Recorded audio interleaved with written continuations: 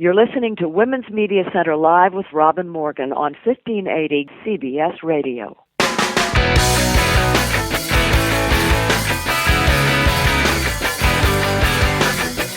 Welcome to Women's Media Center Live. I'm Robin Morgan. You're listening to us on CBS radio station WJFK 1580 AM in the Washington, D.C. area, or on the web, WMClive.com, where you can also find podcasts of all our previous shows and which can link you to iTunes, where you can download and even subscribe to the show worldwide. And you can find us on Facebook and follow us on Twitter, too. Today's show celebrates an indispensable, highly skilled job in its various manifestations across all media, the art of editing. Unfortunately, most people reading a book or article or seeing a film just never think about its editor. Well, I do, because at various times in my life I've earned my living as a copy editor, as a book editor, both freelance and in-house, as a magazine editor of Ms., and once or twice as an editor of underground newspapers in the 1970s. And of course I compiled and edited the 3 Sisterhood anthologies, and all of that editing work made me a better writer. So in honor of editing and of the late Mary Tom, the Women's Media Center web features editor that we lost earlier this year, we're giving this too often thankless work the attention it deserves. We'll talk today with editors of news, films, magazines, and books. So sharpen your blue pencil and let's go to the cutting room. But first, we need to look inside the headlines.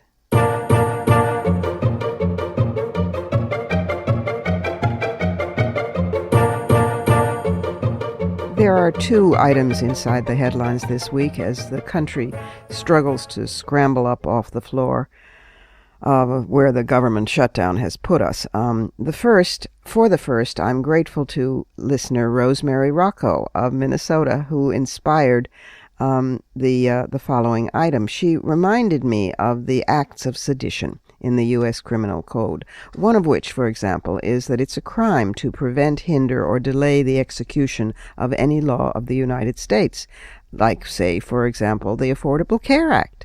Another is that, and this is the core of sedition, whoever with intent to cause the overthrow or destruction of the government prints or publishes or edits or circulates or printed materials advocating or teaching the duty to overthrow the government, or who organizes a society or group or assembly of persons who teach, advocate, or encourage the overthrow, etc., etc. I think we should have T-shirts made up saying Ted Cruz is seditious, or apply the Acts of Sedition to the Tea Party, and take it from there. On the good news side of the ledger, though, is what the Senate women started. 2 weeks ago, Susan Collins from Maine threw together a 3-point plan of compromise. She marched to the Senate floor, and she literally dared her colleagues. She challenged them to come up with something better. She was soon joined by Lisa Murkowski of Alaska, who had overcome a Tea Party surge to win a re-election in 2010, and by Kelly Ayotte of New Hampshire. And then they were joined by 2 powerful women on the Democratic side of the aisle, Senators Barbara Mikulski of Maryland, the Dean of Senate Women, and Patty Murray of Washington. And these 5 were the beginning. Interestingly, about half of the senators on the bipartisan committee working on the deal framework were women, even though women make up only 20% of the Senate. John McCain characteristically joked, "Ha ha ha. The women are taking over. He should live so long and be so lucky."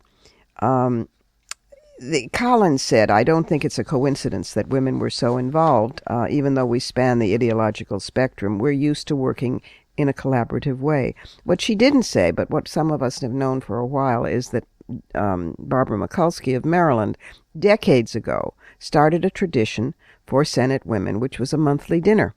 And they get together every month in a restaurant. They take over a room to themselves. No aides can accompany them.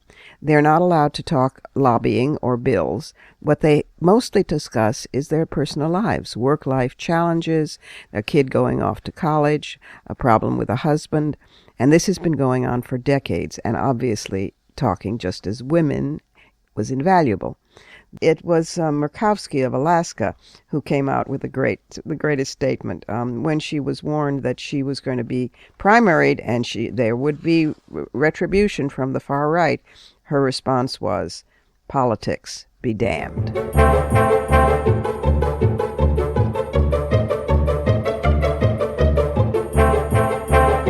Our first guest and first practitioner of the art of editing works in hard news. Amanda Bennett is executive editor-at-large for Bloomberg News.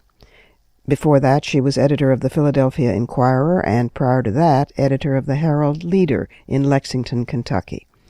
She has also served as a Wall Street Journal reporter for more than 20 years. She was elected co-chair of the Pulitzer Prize Board in 2010 and has been a member of the board since 2002. And in 1997, she shared the prize for national reporting with her Wall Street Journal colleagues. Welcome, Amanda, to Women's Media Center Live. Well, thank you very much. I'm glad to be here. Well, you are our point person on news. You're executive editor-at-large for projects and investigations for Bloomberg News, which is huge. It covers print media and digital, and because you served for years as a managing editor for the Oregonian and you've been an editor-in-chief of Philadelphia Inquirer, you cover a lot of waterfronts. So among the things I'd love to cover is the difference in editing for digital and editing for print. And also, even before that, what is the core central values that you see in editing news? Well, one of the most important things, and this transcends both print and digital, is making sure that your idea is sharply focused. Mm-hmm. And it's one of the hardest things, and it's as true for a 30-take investigative story, a 5-day project, and it's as true for a short focused thing that goes out on the web, that your idea has to be clear and it has to be focused. And so I spend a good part of my time simply talking with people, as opposed to editing. The editing part at the end is when you put your fingers to the keyboard, and that's fun. But the hard part is at the beginning when you're talking. You mean to help focus the story? To help focus the story, because oftentimes some of the best stories begin with an idea, or begin with a topic, or begin with a sensation or a hunch, and getting down to focusing. Well, what is the core of this idea? If we found out the truth of this idea, what would we know? If all your reporting went exactly the way you thought it would go, what would you be able to show? Is it worth the effort that we're doing? Will it reveal things to people? Let's keep talking it through. And you often find that the idea changes quite substantially over the course of that conversation. How interesting. It's not what one would have thought with news. I thought you were going to say fact-checking, accuracy, all those things, which are obviously vital, but focus makes perfect sense.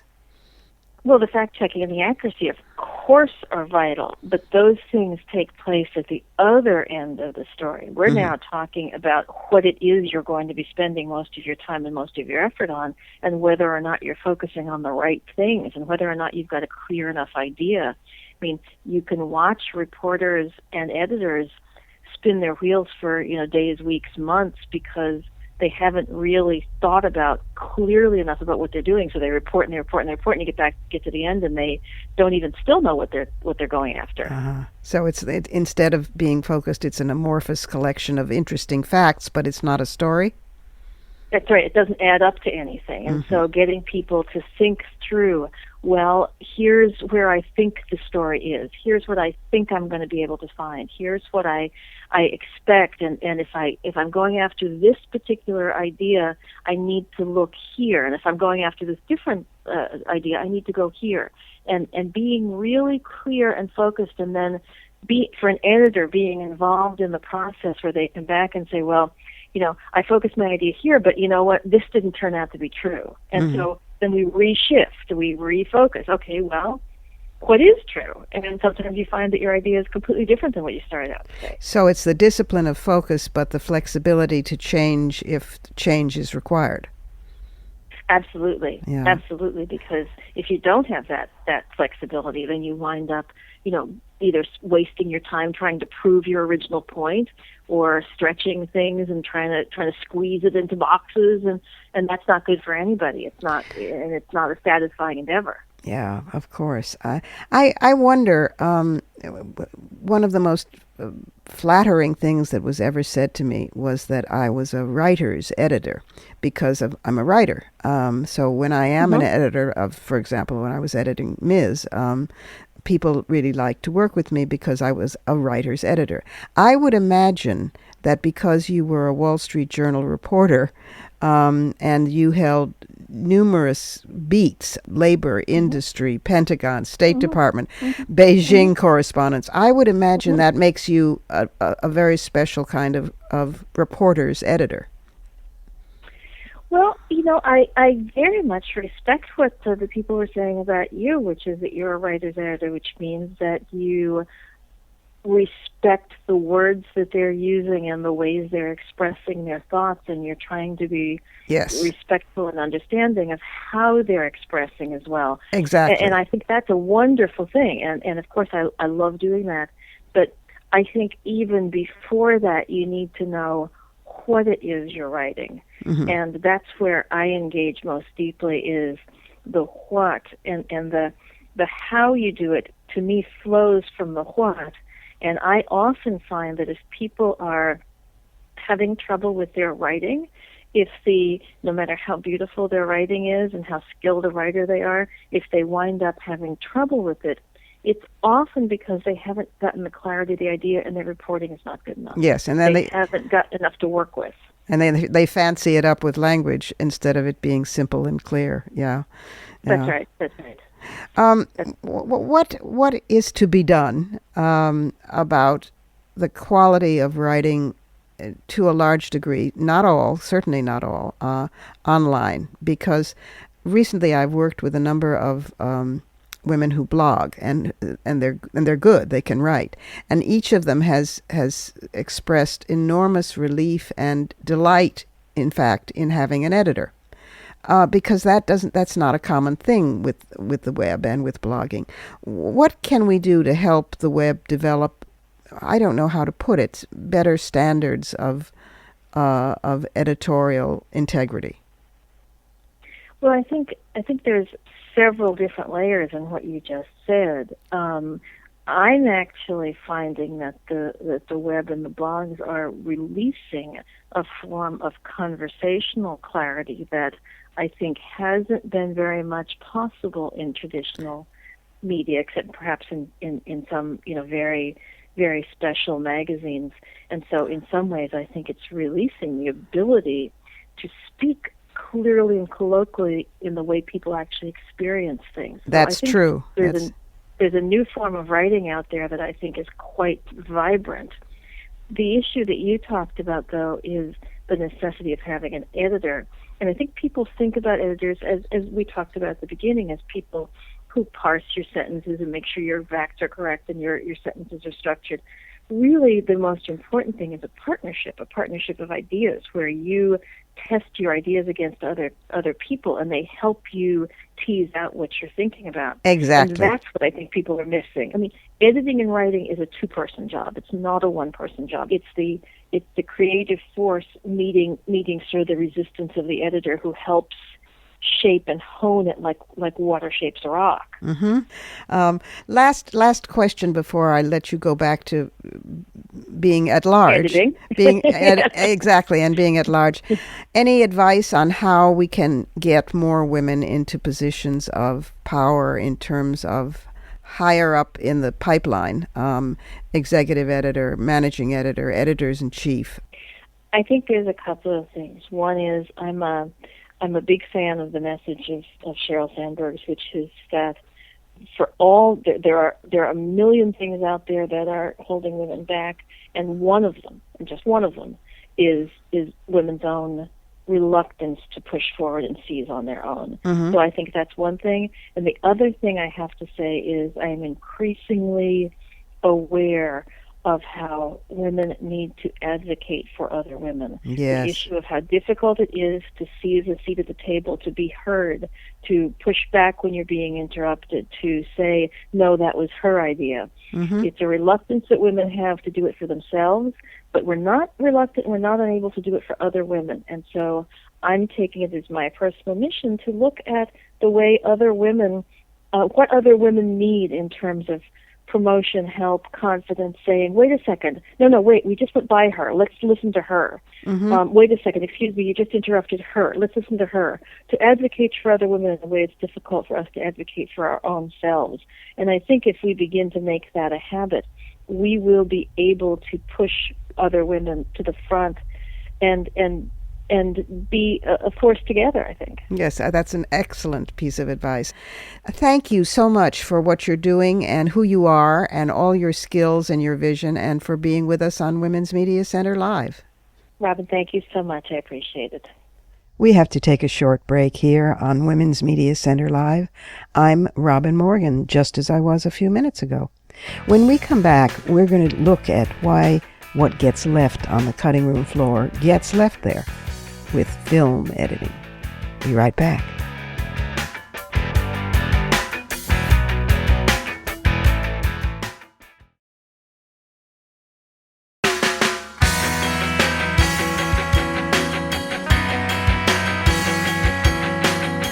You're listening to Women's Media Center Live with Robin Morgan on 1580 CBS Radio. Welcome back. Our next guest, Geeta Gandbhir, has over 19 years of experience in the fields of film, television, and animation. She's been nominated for 3 Emmy Awards and has won 2, and her films have won 1 Academy Award and 3 Peabody Awards. She started out as an animator, but soon transitioned into film editing, and she's worked with such directors as Spike Lee and Robert Altman. In television, her recent works include the PBS series African American Lives with Henry Louis Gates and the 4-hour HBO documentary series When the Levees Broke for Spike Lee, for which she won an Emmy for Best Editing. Geeta, welcome to Women's Media Center Live. Thank you very much. Okay, where to begin? The celluloid ceiling. I'm looking, as we speak, about film. I'm looking at the status of women in the U.S. Media Guide from the Women's Media Center 2013 edition on women in film and television, key behind-the-scenes roles, which, of course, include those of writer, executive producer, editor, and cinematographer. Women comprised 18%, which was the same finding in 2011 and just a 1% increase since 1998.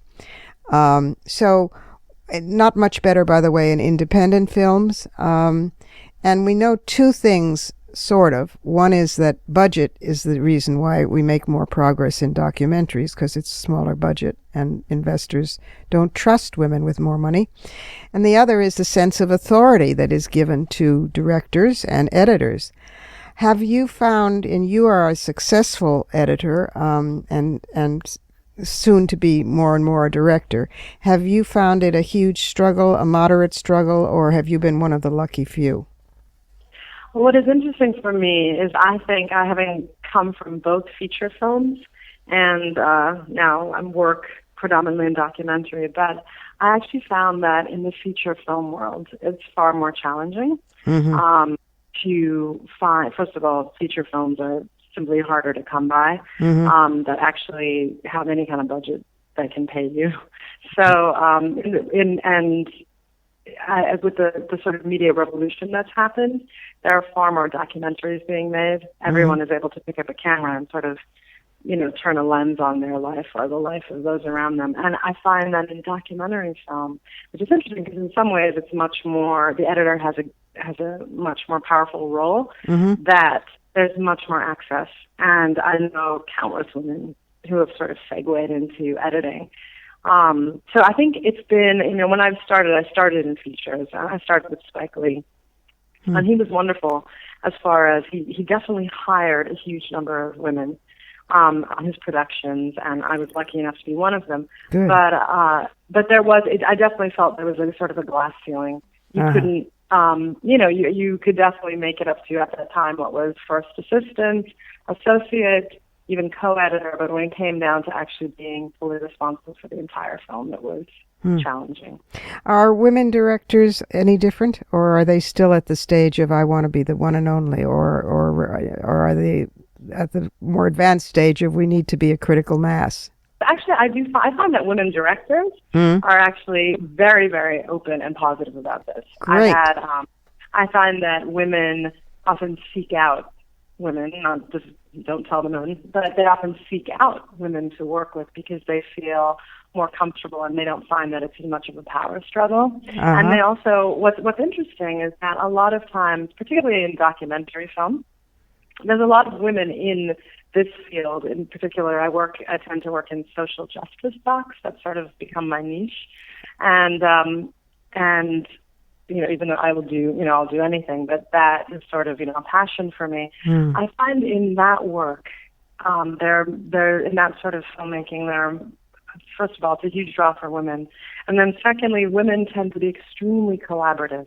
They often come from, if they're doing social justice films, they often come from perhaps a background that involved work in the field before they were drawn to filmmaking. And filmmaking is often, documentary filmmaking in particular, for a lot of people is often a last resort. When they're so desperate to shed light on a social justice issue, they'll turn to filmmaking. And at that point, they are very open to collaboration. In fact, look for it because they come from a world where that's a necessity. How interesting.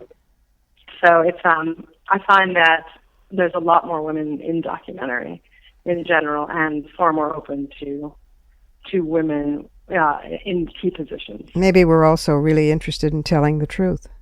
Yes. Yes. I like to think that too. Tell me,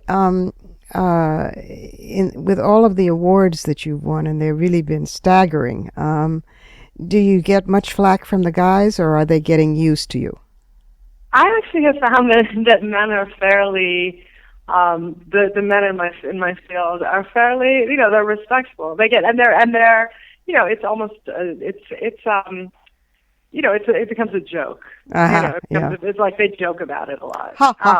But like, oh, you and your Emmy, you and your, they sort of, but there's definitely a lot of, but they actually seek you out. Once you have, what I find is that directors and other editors, once you have won an award, you are recognized. Well, you are recognized, for your like craft. Women, for your craft, right? More among the male colleagues. I feel like women look to you for also, they look at your films and look at your skill, but they also look at your personality. They look at whether or not they're going to be able to, because it's such an intimate relationship between director and editor. Say a little bit more. Or just say a little bit more about that relationship, because I think people don't understand how much power, really, in a sense, the editor has, and what the editor does in that tiny little dark room for months on end. Sure. Well, it's really like, I find it's like a marriage. I mean, you have to be willing to see this person day in and day out, at their best and at their worst, through sickness and in health, and a lot of it is, you're going to fight a lot. Like, and I always am very clear with my directors that, particularly with feature films, feature films are actually easier to edit because there is a script and there's a limited number of takes. Right. There's a limited number of scenes that have been shot, and there's only so much you can do with them. A documentary is much more challenging because you can, and it really is directed in the edit. Of course. Because there is so much that you can add and so much you can alter, and you can always continue shooting. So I find that working on a documentary with a director, that relationship could go on indefinitely. Yeah. And you really have to be able to argue and then come together and respect each other's opinions. Wow. So in that sense, it is probably the most intimate relationship. Everybody else is a fly-by-night. Geeta, we've only got about a minute left, but tell me where you're going on from here. I know you're going to be doing some directing, and I know that you're working on a film that is a remarkable film about women. Tell us something about that. Sure. I basically have formed my own production company with my producing partner, Perry Peltz. Yay! We are working on a film together with Oscar-winning director Sharmeen Obaid-Chinoy, and it's about female peacekeepers. Particularly, we have followed a group of female UN peacekeepers who are trained, and they are from Bangladesh to Haiti. And it's a project that we've embarked on, which will take us about a year or so to complete. But we're really looking at if women make a difference on the sort of the front lines of a post-war or a post-conflict or a post-disaster society. Will you come back when the film is out and maybe bring the director and come talk with us? Oh my gosh, absolutely. And tell me about your own thoughts about directing. About directing, well, it's interesting. I feel like in some ways, and this happens to a lot of editors, you sometimes reach a point where you feel like you are, you're the old sort of crabby editor. You've done more films than a lot of the directors that you work with, and you need, it's sort of, you feel that you need to branch out, and I think that's what happened to me. I felt like I needed to segue into something where I could learn more, and not that you don't learn from every director, but that I felt that I was sort of getting stuck. And to me, it seemed a natural thing to be able to venture out in the field and sort of apply my skills differently. So when do we look forward to your first film? There will actually be one that will be on HBO. It should be airing in February, and it is about Robert De Niro's father, who is a prolific artist. So that is the first film that I've co-directed that will be out. And the other one on Peacekeepers will be out. It will probably be we're aiming for the fall of 2014. Oh, cool. Well, congratulations on all the stuff that you're already doing and on the stuff that you will be doing. And we'll be watching for all of them. Sounds great. Thank you. And now it's time for Verbal Karate.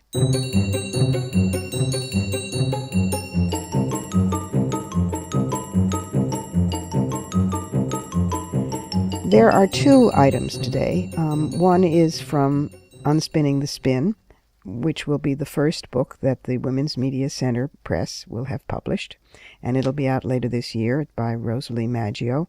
We've talked about it before on this program.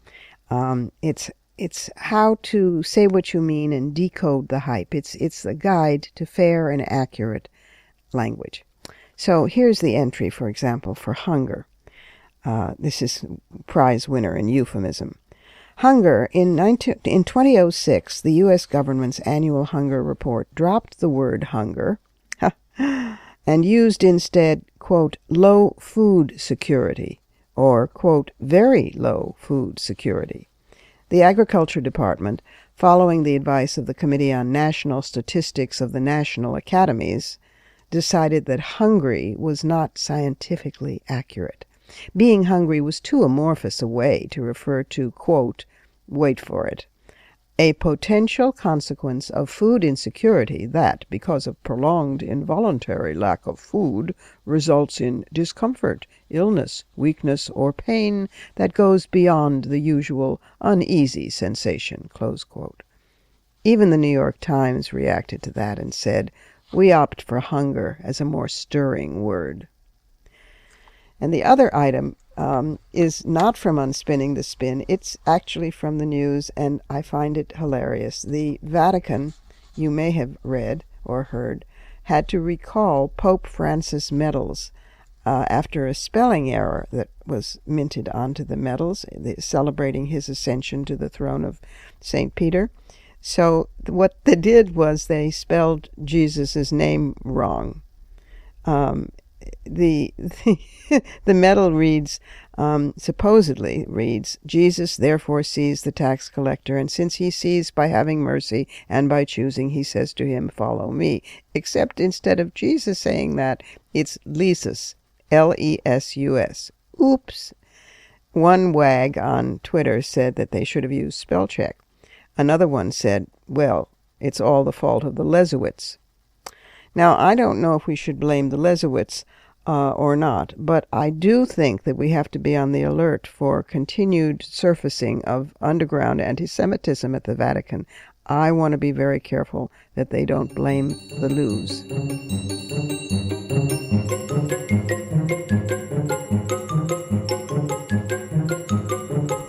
It's time for another brief pause so that I can check that I'm still Robin Morgan, and you can check that you're still, in fact, listening to Women's Media Center Live.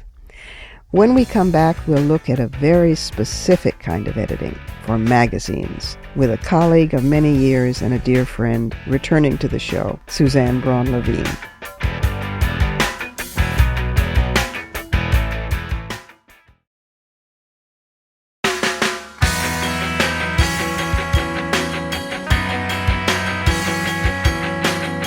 You're listening to Women's Media Center Live with Robin Morgan on 1580 CBS Radio. And we're back. Suzanne Braun Levine is a writer, an editor, and a recognized authority on women and family issues and on midlife transitions. She was the first and for 18 years the defining editor on the Voice of Ms. magazine, and she was the first woman editor of Columbia Journalism Review. Now she's a book writer, and her latest book is called, her first ebook, You Gotta Have Girlfriends, A Post-50 Posse is Good for Your Health. Suzanne, welcome back to Women's Media Center Live. Thank you. It's a pleasure to be back.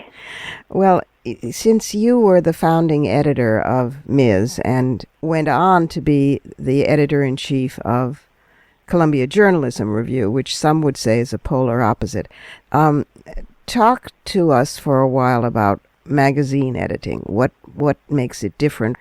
What is it that a magazine editor does? Well, I think a magazine editor has two loyalties.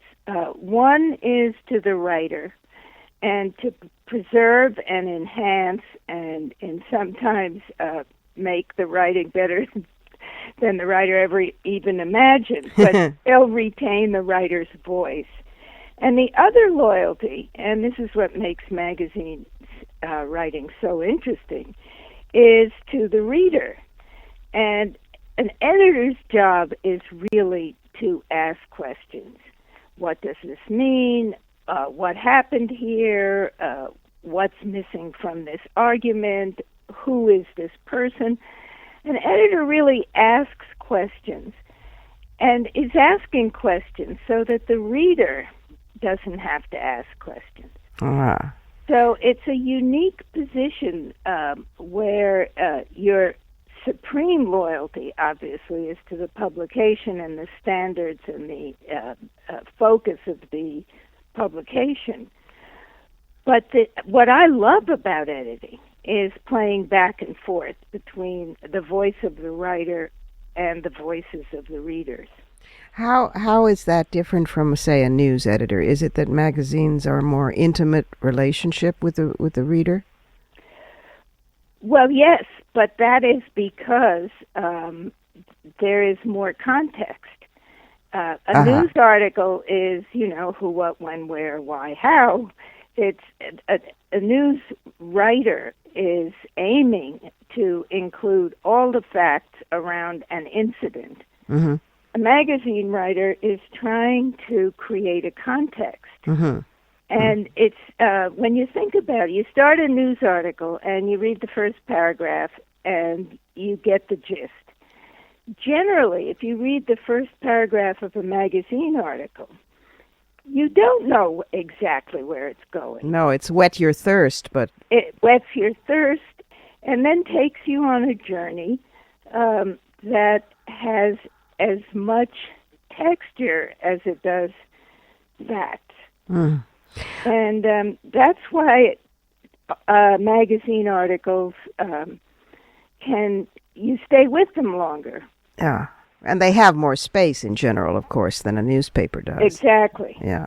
Exactly. When you went to be editor-in-chief of Columbia Journalism Review, some people would say it is the polar opposite of Ms., because Ms. was accused of, rightly or wrongly, advocacy journalism, and CJR, which is the prestigious watchdog of all journalism, is supposedly the epitome of objective excellence in journalism. So how did that segue? How did you make that segue? When I was being interviewed for that job, I was asked that question.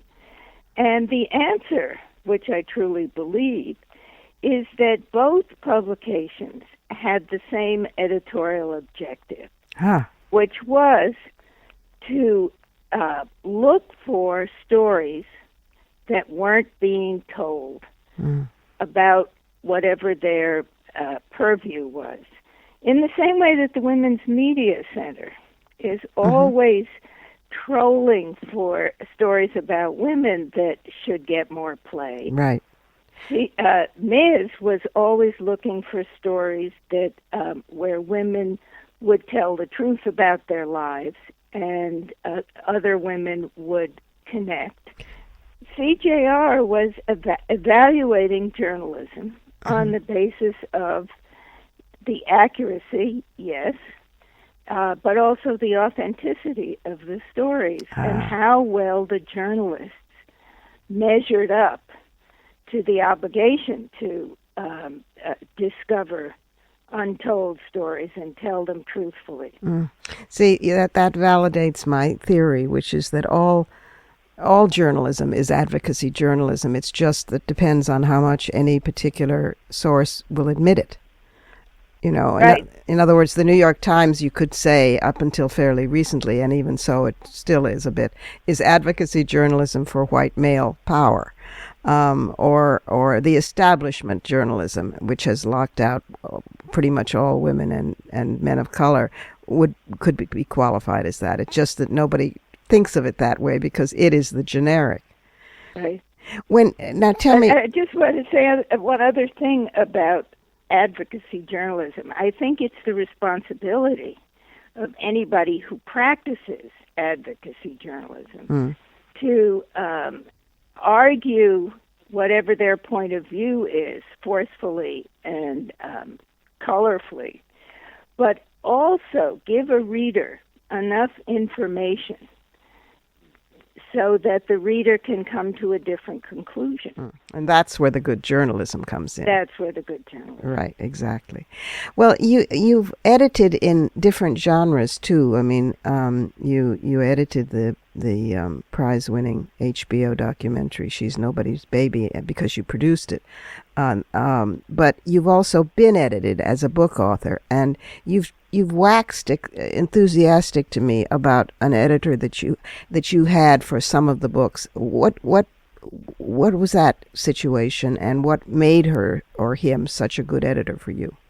Her name is Wendy Wolf. She's at Viking, and I worked with her on Inventing the Rest of Our Lives, 50 is the New 50, and How We Love Now, the 3 books that I've written about women at midlife. Midlife being a very loose term. But Wendy, I cannot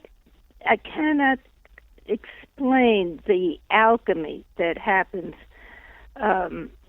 when a good editor enters the editorial process. Here's what it feels like. You get your manuscript back, and you leaf through right away to see how much trouble you're in. Yes, yes. And you see that there are maybe 40 comments, and you or I think, oh, goody, this will take a weekend, and then I'll be done, and I'm glad she likes it so much. And then you start dealing with the comments. And they are, or questions. As I said, they're frequently just questions. And suddenly, with each one, the universe opens up, and you have an opportunity to enrich and enlarge whatever the point is that you're dealing with, or make a connection that is at a whole more profound level than you offered, or to clarify something that is so important to you that it turns out you hadn't conveyed as either clearly as possible or as forcefully as possible.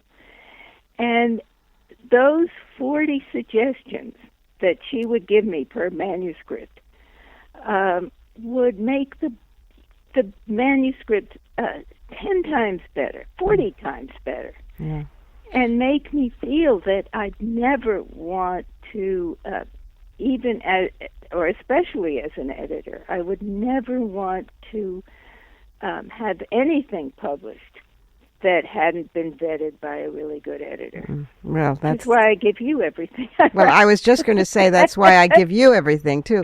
This is the art of editing. I mean, and sometimes professional editors get a little bit sidelined because I've sent it to a few trusted friends first, and that's where the real crucible is. We have to go, but thank you so much for being recidivist and coming back and seeing us. Do it again, and thank you for all the brilliant years of editing that I got to watch at Ms. And the later ones at CJR, and for morphing into this wonderful book writer. Gee. You're so welcome. We have to take one last pause. This time you check that I'm still Robin Morgan, and I'll check that we're still at Women's Media Center Live. When we come back, we'll take on book editing with a woman who loves writers and loves language, and it shows in her work. I know, because she's edited me.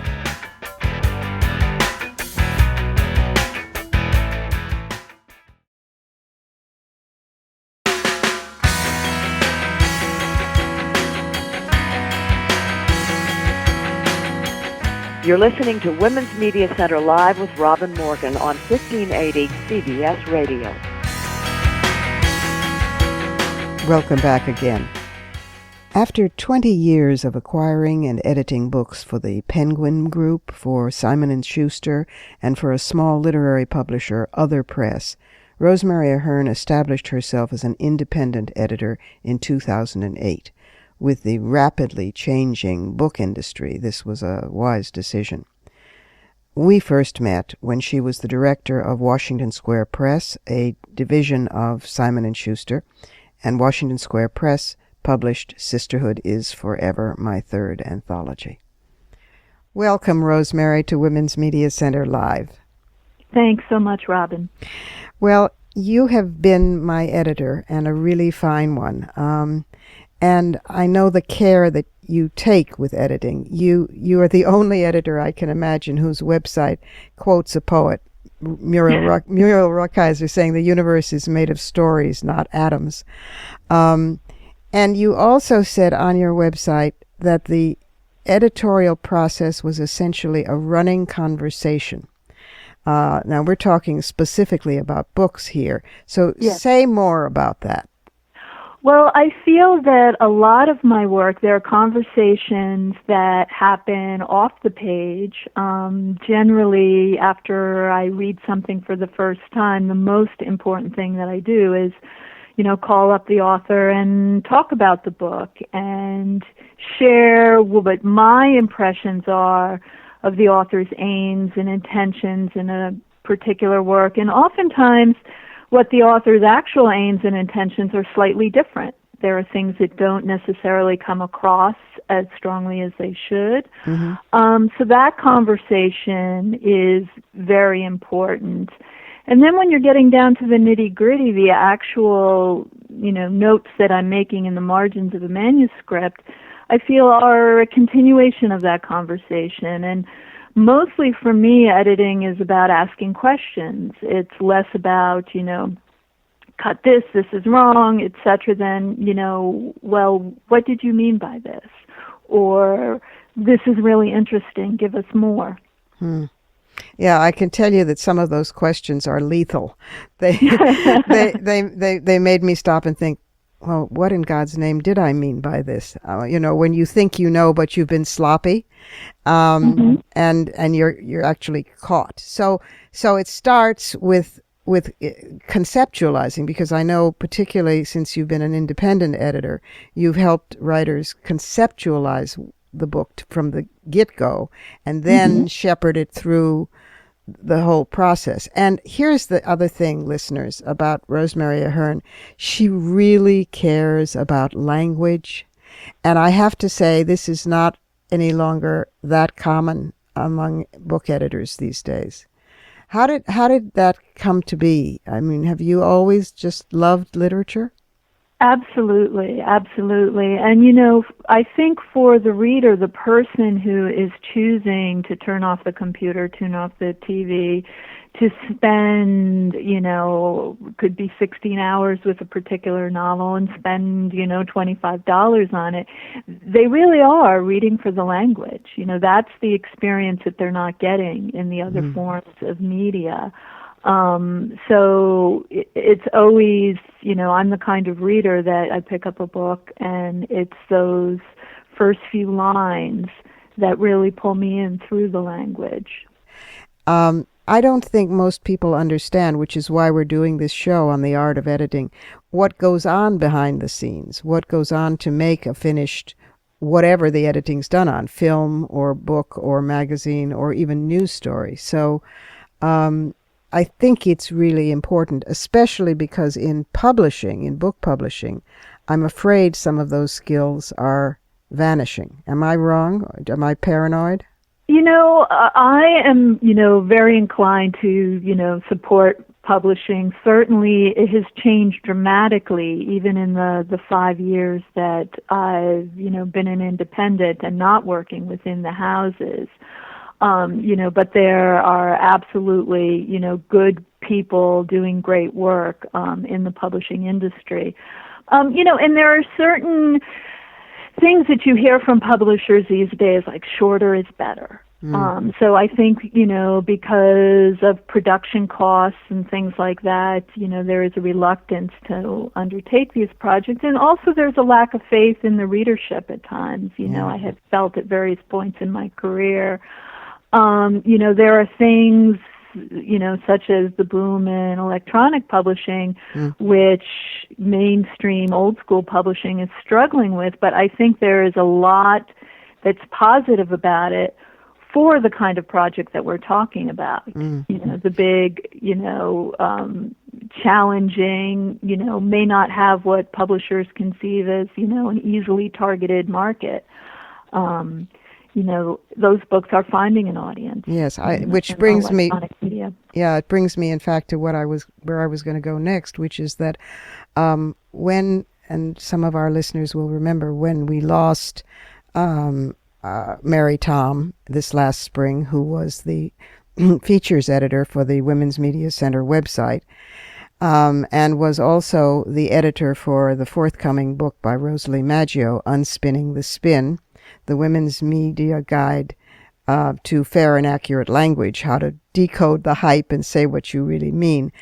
We were really at sea, and we're pulling out of that finally, still grieving, but the work goes on as Mary would have wanted. And to find someone who could pick up and work on this humongously important and big book, Unspinning the Spin, was not an easy thing. And then one day, ta-da! Lightning struck what's left of my brain, and I thought of Rosemary Ahern, and she stepped up and stepped in and has done a stunning job. And the book will be out later this year. So what I want to ask you is it different editing online, for something online, than for something that is going to be hard copy? No, for me, the process is very much the same. The one thing with Unspinning the Spin, which, is a lengthy book, and I felt a little freed up in a way that, certainly we wanted the book to be focused. We wanted it to, be accessible. But I felt a little less pressure to, bring it in under 500 pages or that type of thinking that you have when you're working with in traditional publishing. But I think, different people may have different opinions on this, but I think readers demand the same quality that they do from the printed book. So, really I didn't approach it in any different way except to have a little bit more freedom. Well, your love of language showed, your sense of humor showed in the editing, and it's going to be one hell of a terrific book. Oh, well, it was really, really fun to work on, and I learned an enormous amount. It does. It is pretty educative at the same time you're laughing, so that's good, too. Yes. And I want to say one thing before we go, too, which is that since I learned much of my chops as a writer being an editor, it's important to say that Rosemary is also an author. With a beautiful book called The Art of the Epigraph, How Great Books Begin, that came out in, was it 2012? Yes. And yes. It's just, I haven't had a chance to congratulate you about it. Oh, well, thank you. Thank you so much. The truth is I much prefer editing. Really? Writing is such a challenge, And it was Dorothy Parker that said, she loved writing when it was all over.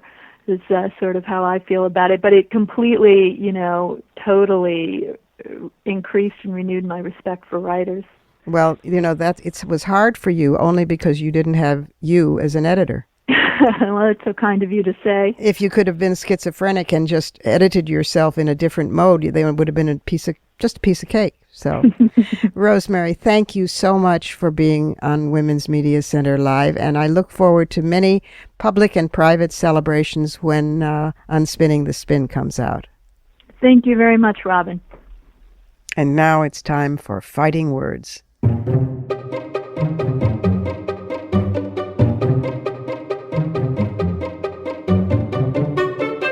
We have a week to get on board in support of a demonstration that is going to take place 1 week from today on October 26th. The Saudi women are going to do it again. They're going to get in their cars and they're going to drive and try to demonstrate that it's a very important issue to them, that nowhere in Shura law or Sharia law is driving forbidden for women, nowhere in the Quran, nowhere, anywhere. It's just tradition. And the religious establishment, of course, defends it. You may remember they are now claiming that women give birth to unhealthy children if they drive because it drives the pelvis up too high into the rib cage. Well, anyway. So the women are going to do it again. This will be the third time, maybe third time's the charm. The first time, you may recall, was in 1990 when 47 women very bravely, for the first time ever, protested in Saudi Arabia, and they were arrested and rather severely punished. Then again, in June of 2011, women drove. Some of them tried to, some of them managed it, and many were forced to sign pledges they would never do that again. Now I think it's a critical mass. Now it's happening all across the country. And what is more interesting this time is that the few token women in the Shura Council have come out in support of it. The Shura Council is sort of the Saudi version of a parliament. Not very, because nobody is elected. They're appointed by the king, and they only have sort of tepid recommendation powers. Nonetheless, it exists, and women are now on it. He appointed women for the first time just a few years ago, probably reassuring himself that it was so powerless anyway. Why not have women there? What's the... But the women who are on it, the few token women who are on it, were assumed to be good girls who would keep their heads down and make no waves, to mix my metaphors. And instead, they came forward proposing allowing women to drive and directly challenging the conservative clerical establishment. This is really heartening. If you want to be part of the support campaign for the Saudi women, the email for the embassy is simply info, that's short for information, info, info@saudiembassy.net. Those of you listening in other countries, it's just a Google stroke away to find the Saudi embassy in your country. It's an economic issue. It's a mobility issue in a country with little mass transit, where women go to work and go to school and need to get there.